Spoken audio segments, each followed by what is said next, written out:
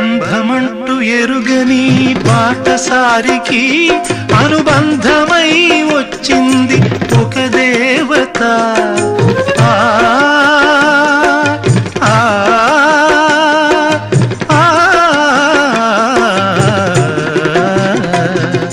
బంధమంటూ ఎరుగని బాటసారికి అనుబంధమై వచ్చింది ఒక దేవత. ఇంత చోటులోనే అంత మనసు ఉంచి, ఇంత చోటులోనే అంత మనసు ఉంచి నా సొంతమే అయ్యింది ప్రియురాలిగా.